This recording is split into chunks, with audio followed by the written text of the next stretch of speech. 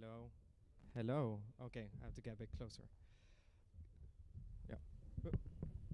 Good afternoon. Is this too loud? Not loud enough? All good? Okay. Well, good afternoon, everyone. Thank you for coming out on a Friday afternoon, and sorry we're running kind of 10 minutes late. But welcome to the Social Business Summit, which is brought to you by MyVision and Enactus McGill, and with some help from DBCS for the workshop part of this event. My name is Pierre Makridis. I'm the president of Enactus McGill for this year. Here on stage with me is Sam Hull, co-president of MyVision, alongside Chancy Xiang. I hope I pronounced that well. So welcome. So we're going to kind of get started. We're going to kind of describe to you a bit what this event is about.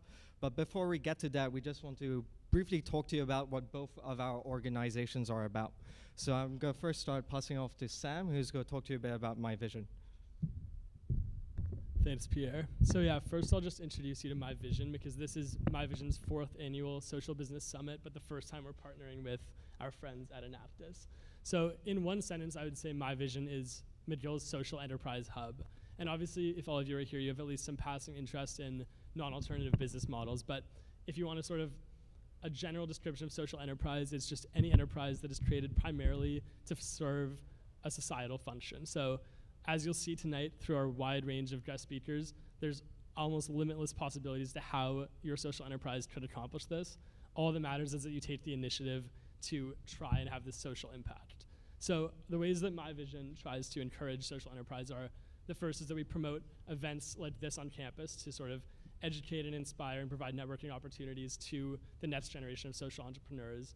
We also do consulting for McGill social enterprises. So if any of you have a specific idea that you want to pitch, please come talk to us, talk to anyone here. We'd be more than happy to help out.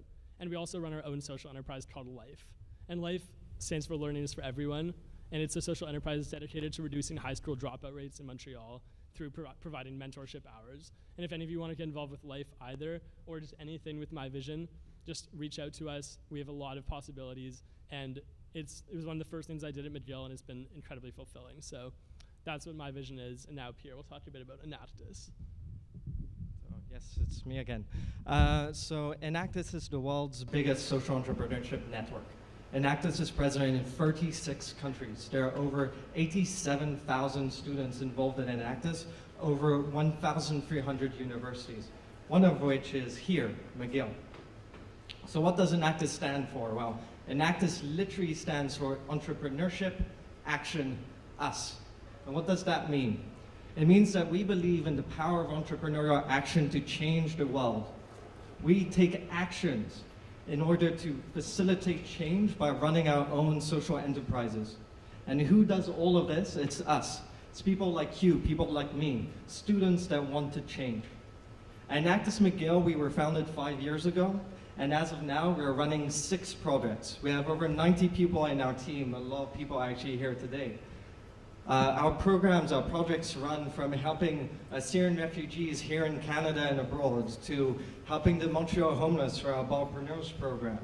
We help the Montreal high school students develop their own business skills and potentially become entrepreneurs. And we also, through Sustain, help businesses be more environmentally aware. And lastly, we also have Meal Care. You see Sanche over there, who aims to reduce food waste and redirect food towards food banks and homeless shelters, so people actually need that food.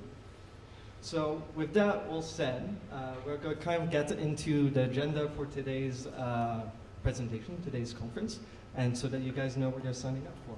So, Chauncey. Thanks, Pierre. So first we're going to start off with some speakers, and then we'll lead into a panel. And given the time, we've actually extended it, the panel to 5:20 p.m. And just an update before we lead into the workshop after the speakers in the panel. Make sure to grab a lanyard if you haven't already from the coat check. And also after the workshop, we'll have another final speaker, and actually we'll have the challenge as well, and then we'll end it off with a networking cocktail or some refreshments. And so what's really great about this event is that you'll be hearing and you'll be seeing some real case initiatives that are going on around Montreal with social business and entrepreneurship. And that's really something that we want to emphasize for you, given that a lot of people might think social business is something very abstract or out of the blue. And with this event, we hope that you can take advantage and be inspired. So, back to you, Pierre. So kind of to build up on that, the slogans for today's event is empowering the leaders of tomorrow. And that's not a kind of phrase that we put up in the air.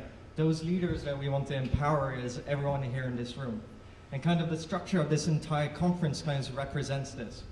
We start with our main, one of our main guest speakers, Jonathan Glencross, who's he's a McGill graduate. I think he graduated from McGill 5 years ago, and since then, he's been doing some incredible things in the field, and you'll get to learn that. After that, we're having the panel discussion where we have current entrepreneurs, some of which are right in front of me right now. And they're here basically to showcase that even as a student, you right now can start your own social enterprise. After that, we have a workshop which is spearheaded by Enactus, and that's where also DBCS is working with us on this.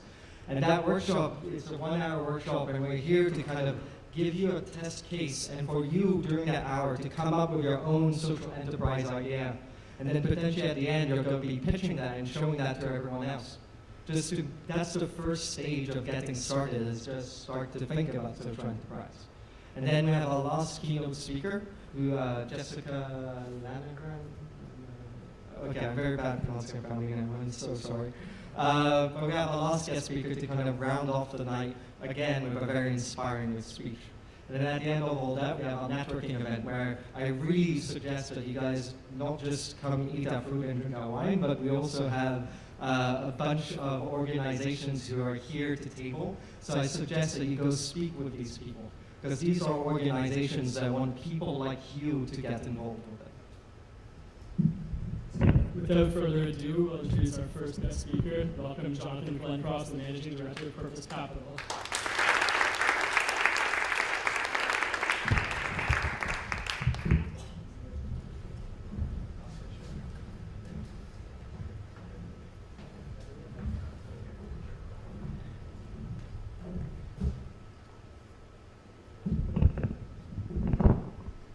Hey guys, I'm gonna come get to know you a little bit. How does that sound? I just asked you a question. I said I'm gonna come get to know you. How does that sound? Yeah? Because anybody here been on a bad date before? Anybody been on one? I've been on one. I'll just start. Okay, yeah. So at least half of you. Everyone else is either never dated or has a flawless record. Congratulations. I define a very typical bad date strategy as when you're kind of sitting there talking to the person, and then you realize an hour has gone by and you haven't had a word in. You've just been talked at nonstop. That's not very sexy. No. And yet most presentations feel like a bad date. You've just been talked at for about 10 minutes. I could quite literally talk at you for another half an hour, and this would be a definition of a bad date. So instead, I'm going to try to get to know a little bit about you. I happen to chat to my neighbors up here, and what it is that you're interested in, what you care about, and how I might be able to take some of the past 5 or 10 years of my meanderings and see if it's useful for you. The reason why I'm here is because 8 years ago, I think, in January, I stood there with a really big keg and about 500 people in this room, and we celebrated that we set up now an $8 million sustainability fund at McGill. Anybody heard of the Sustainable McGill project? That was the original student initiative that set up the Sustainability Projects Fund. It also set up the Sustainability Office at McGill, Vision 2020. All of that was kind of seeded by like 3 or 4 people. And once it got big enough, we had 500 and a big keg, which was really fun. But yeah, generally speaking, if you do something like that at a university that's focused not on student experience, not on student learning, not on making the world a better place, but on fun foundational research, people tend to pay attention. They also paid attention because within a few years, students, and their strike contributed to the loss of the leadership of the province.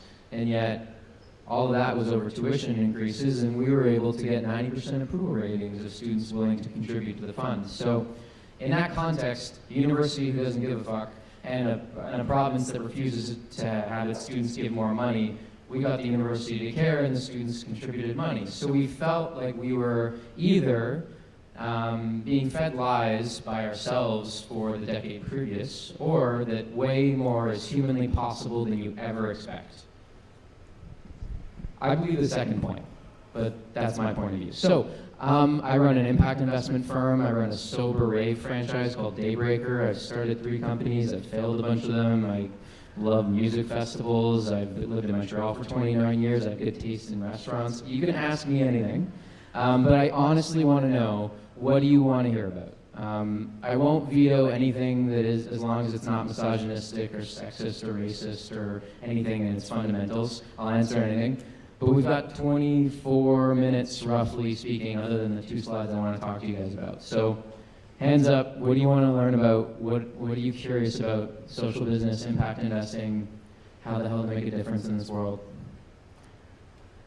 I'm just going to pick people, so you guys have to come up with something. Great.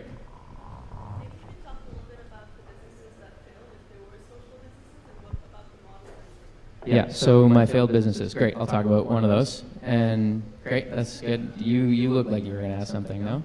Yeah, I was wondering about how starting a business in Montreal worked out, and if you started a business in like Toronto or Ottawa. Yeah, so whether it's, I'm assuming you're trying to understand what it's like to start a business in Montreal relative to other cities. Great, I can talk about that. Anybody else? Who are my partners in the companies? Yeah, sure. Or do you mean like partners that we work with to achieve our mission? You mean like the dudes and the ladies and the, the humans, yeah. How does impact investing work? That's a good one, I get that one a lot. Okay, these guys really like me. Apparently I've connected with them emotionally. They feel like they're on a good date. What's going on over here?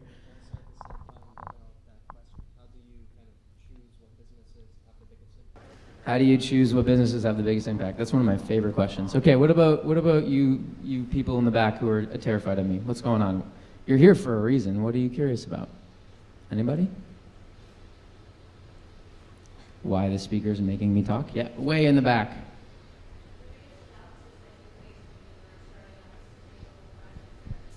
Yeah, biggest challenge when setting up the Sustainability Projects Fund at McGill.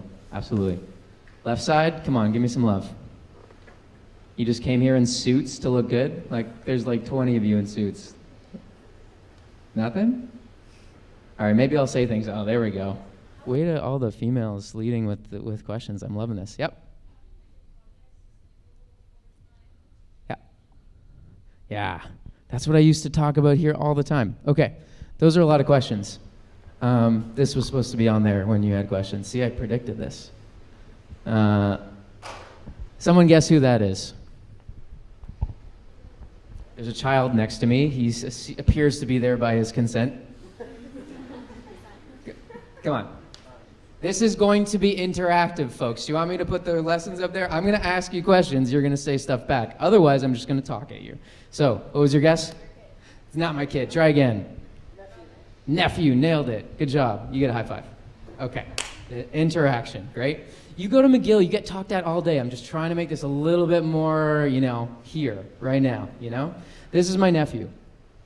The answer to most of the questions begins something like this. The world you have inherited and the world has projected a completely disastrous theory of success. And most of you probably reinforce this theory of success. And it's totally different for him than it was my father, and it's totally different for my father than it was my grandfather. But here it goes. You've all heard this before. In order to succeed, you need to work really hard to get the grades that you need, in order to get into the right schools, in order to get into the right jobs, in order to get into the right careers, in order to get the financial security that you need, in order to get the family that you want, in order to retire at a certain age and maybe give a little bit back, and then you've had a successful life. Anybody heard that before? Great, every single one of you. That is a disastrous lie on so many levels. Are you ready to hear why? First and foremost, objectively, a lot of you are asking the question, what am I going to be when I grow up? How many people here are trying to figure out what job or role or be person? Yeah, okay. So that matters to you now, precisely now, because supposedly coming to this university is going to be the sort of funnel for you to figure it all out. Here's the challenge. Career is a myth. It doesn't exist except for a very small percentage of our population these days. Career was defined as you study this thing, then you go into a job in it, and then you stick in that field forever. like going to law school and then being a lawyer. That was a path that people understood. That's what a lot of my friends who have immigrant parents are like, do that thing because it's a known thing. And they complain about it to me. Other parents that are just overachieving type A's that want their kids to do that path.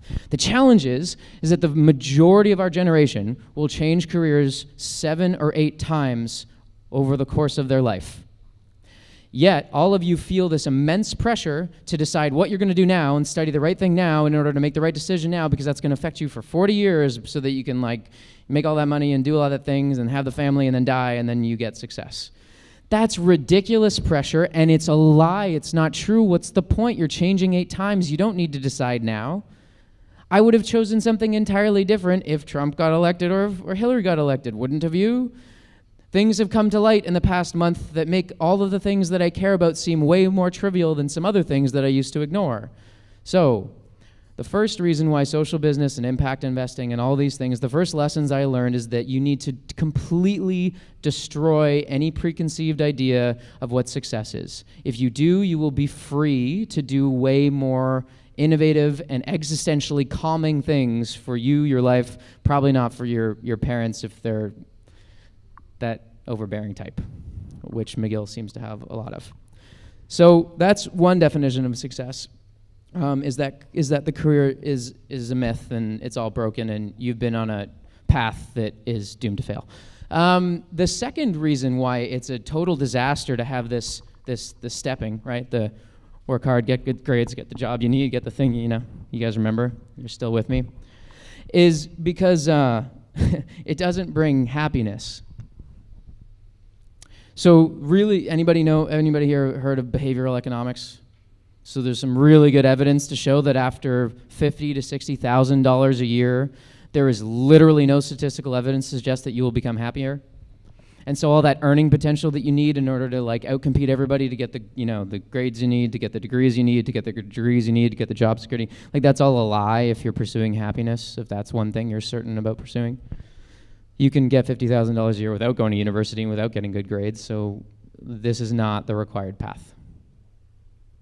Okay, so premise 1, you're freer than you think and you don't have to make decisions now for the rest of your life. And premise 2, happiness is not necessarily correlated with income after a certain plateau, and that plateau is not required to go through all these steps.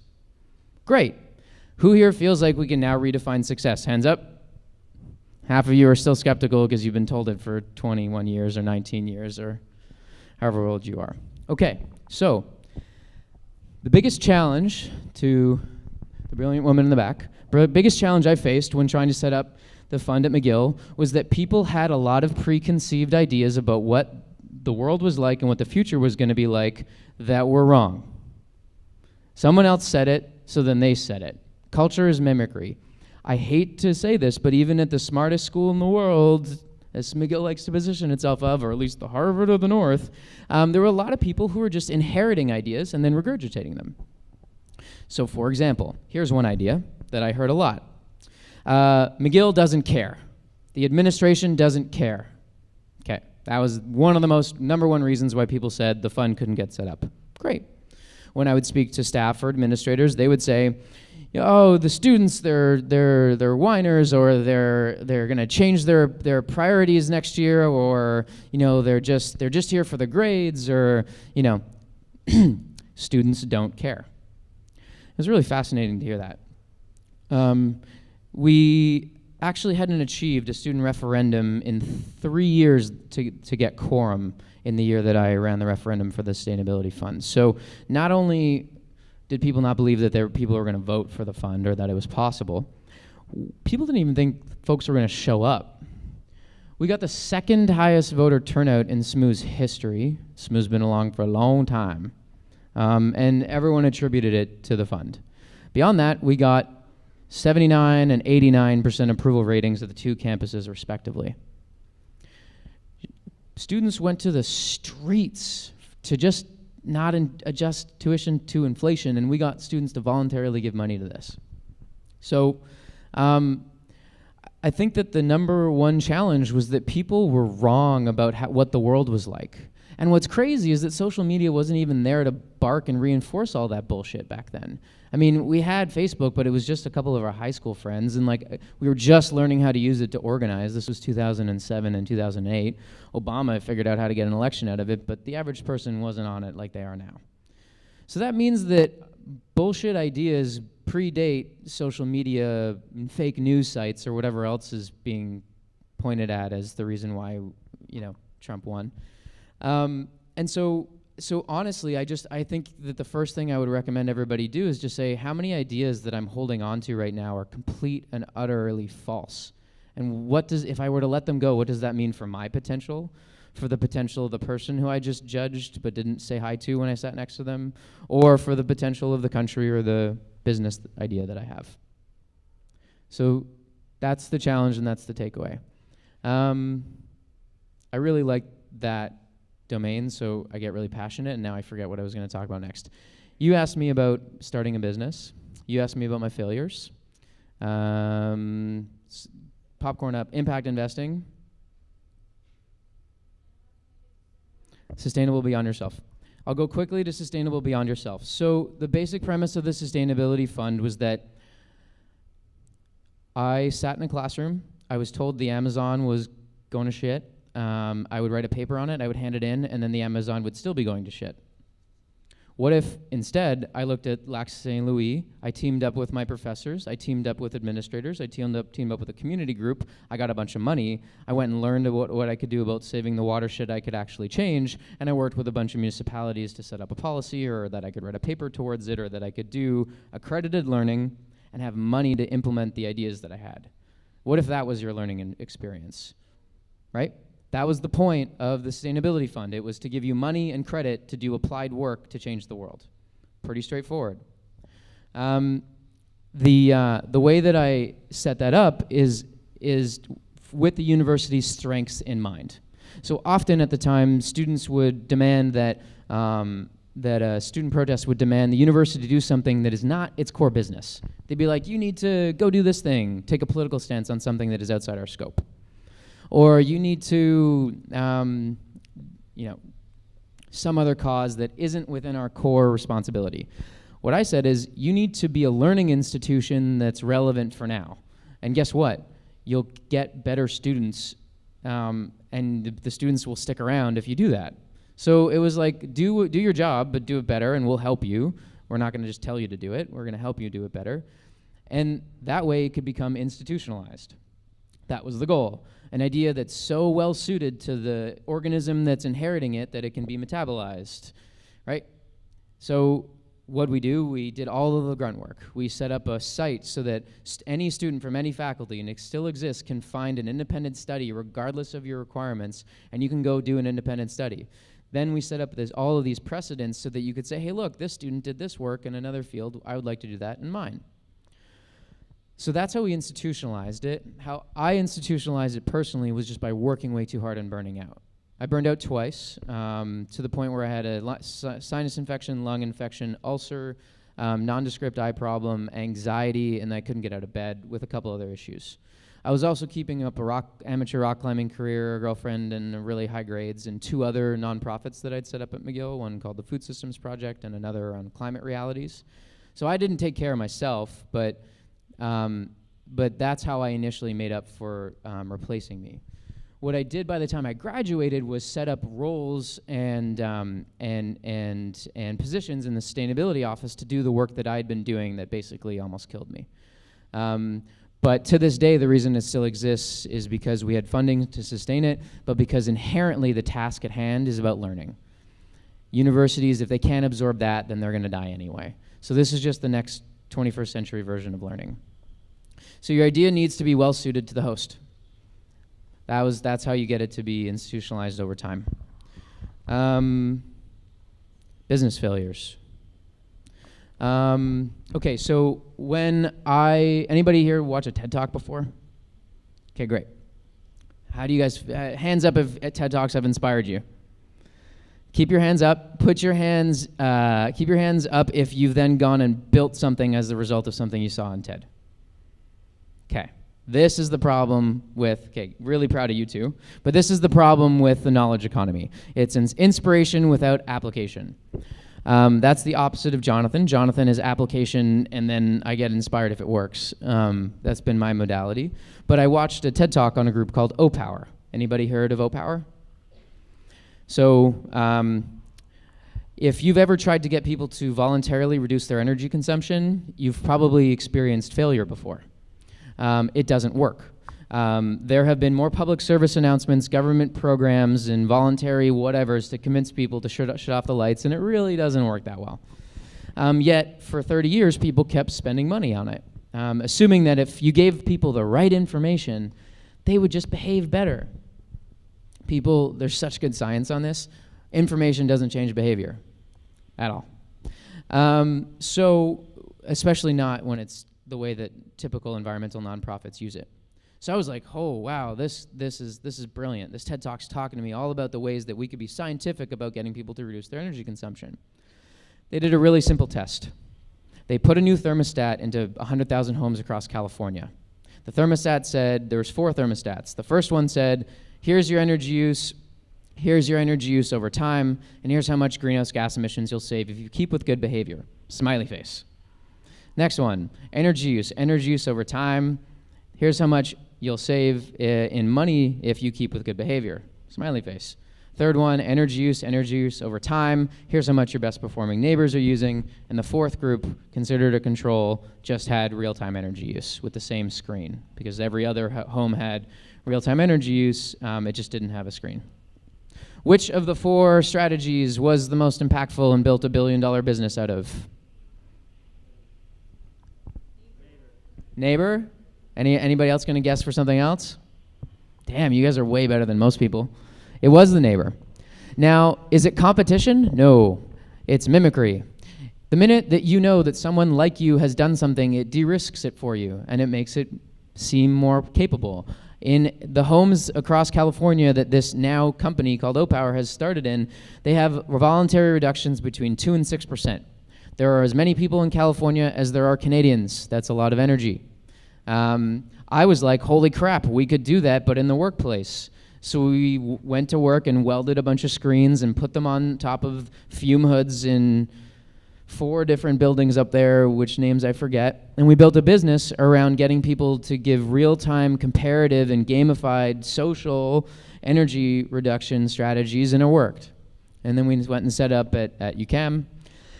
But it failed fundamentally for one reason. Engineers set up the air exchanges per hour in these buildings to prevent themselves from getting sued.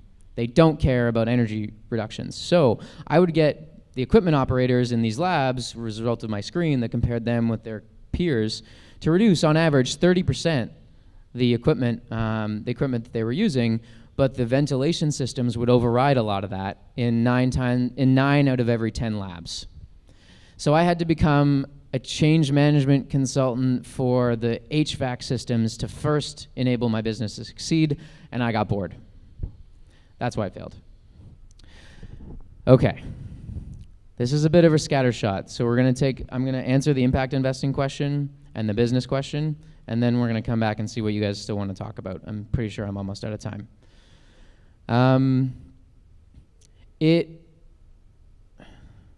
I lived in France. I chased a love of my life at the time to France back in 2013.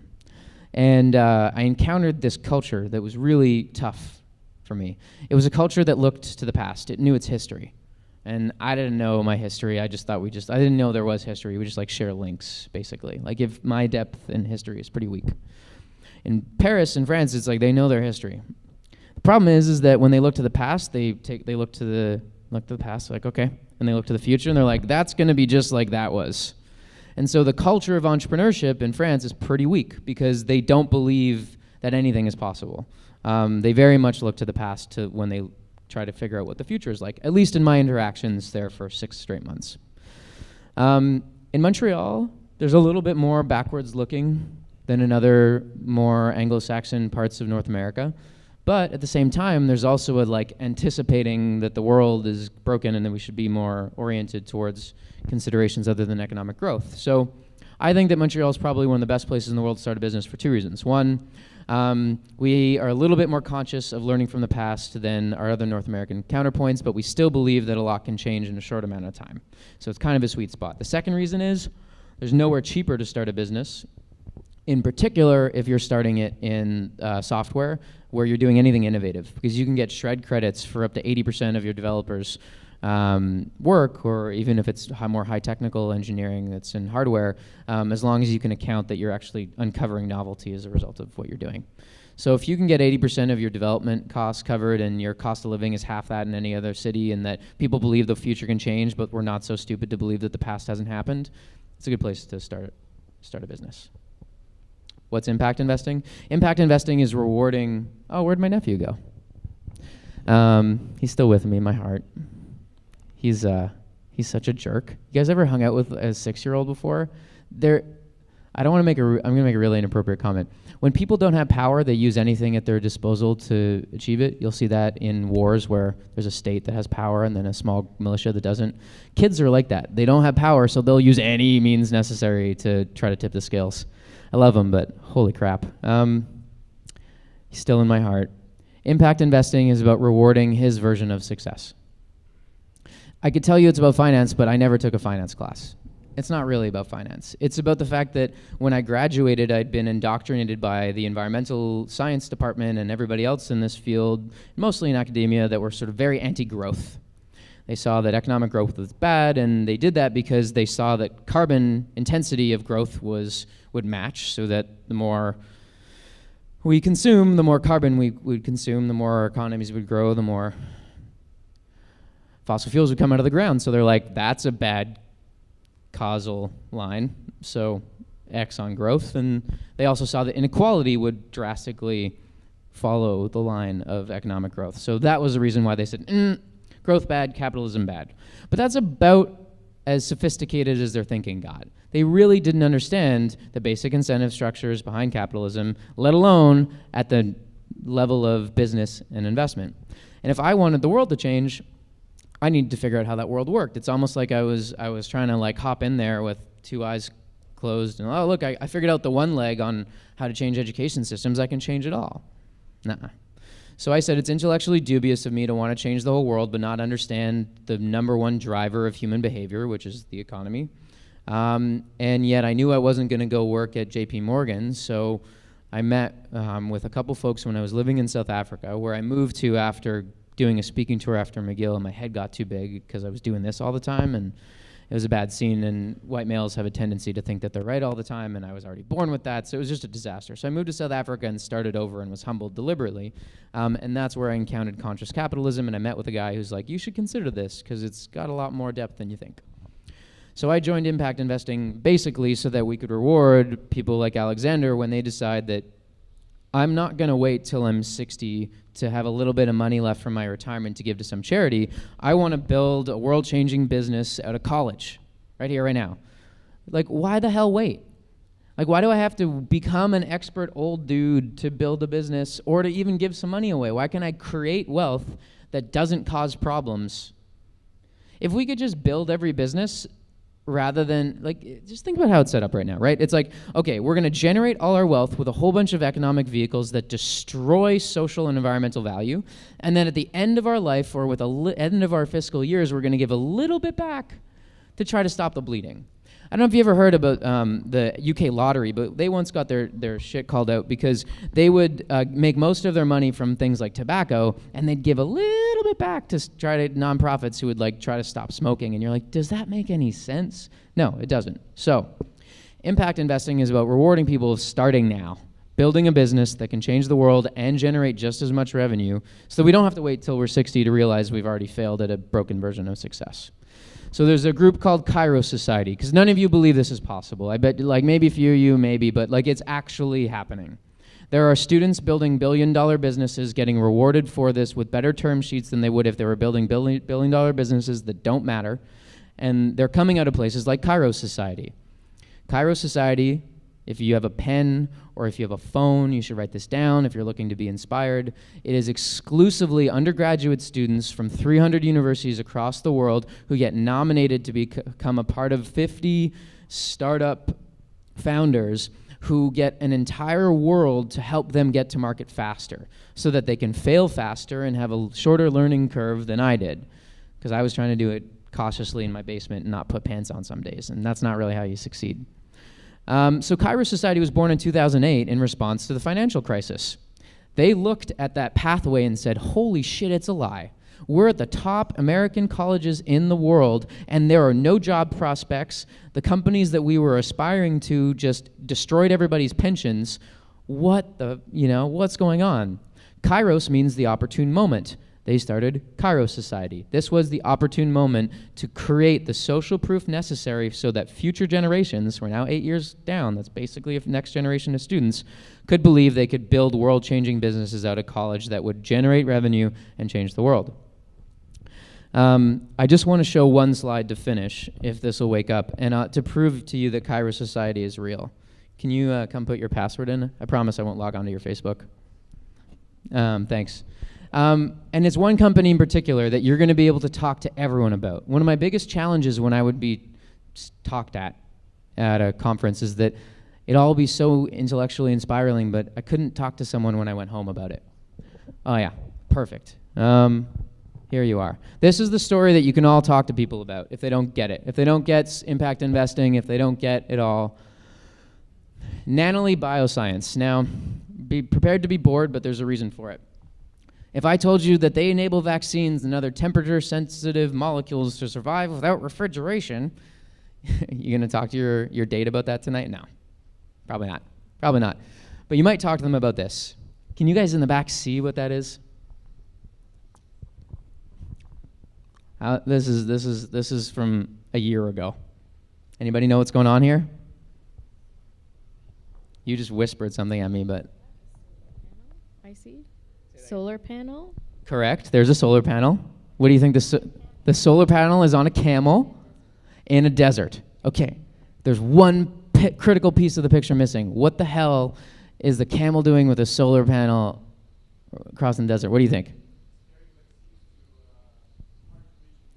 He is carrying vaccines to hard-to-reach communities.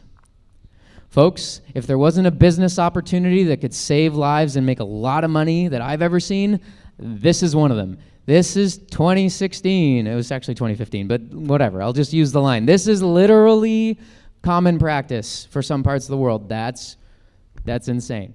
So now, if you could build a polymer, build is probably the wrong word. If you could create a polymer that would enable vaccines and other temperature-sensitive molecules to survive without refrigeration, do you think you could make a lot of money right at a university and save a lot of lives? That's what Nancy did. She started Nanolea. Nancy's a badass. She stayed in school. Most of them drop out when they get ideas this big. But they're going to market this year. Took 4 years. It's a really complicated process to get everyone in the world and the big pharmaceutical industries to agree that you can put this inside of a vaccine, but they did. So there are world-changing businesses being born out of colleges by students just like you. You just have to forget everything you've ever been told before you got here and the stuff you've been telling yourself since you got here. Questions, comments? Okay, great. I need a commitment, because you guys watch TED Talks and then don't do stuff, and that's not okay. We'll treat this as a mini TED Talk, okay? I need you to at least tell one person in your life about Nanolea Bioscience.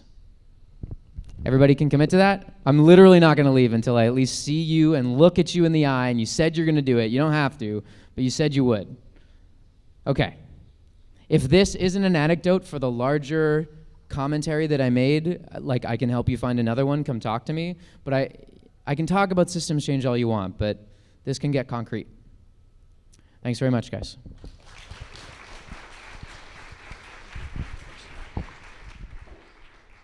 Thanks so much, Jonathan. My name is Dan Schechner, and I'm the Vice President of Communications for MyVision McGill, and I'm joined here by Ryan Shaw, who is the Vice President University Affairs for MyVision. And we're really excited to be co-chairing our innovation panel along with these three people who Ryan will now introduce. Good afternoon, everyone. I'd now like to call Mitali Makani, Chloe Chow, and Ben Prunty to the stage. These young innovators all have one thing in common, and that is that they've been very, very successful with creating actual social impact in their communities. And we're going to learn from them today on the topic of youth empowerment in the context of social business, so we can really figure out what we can do today to make a difference. Thank you.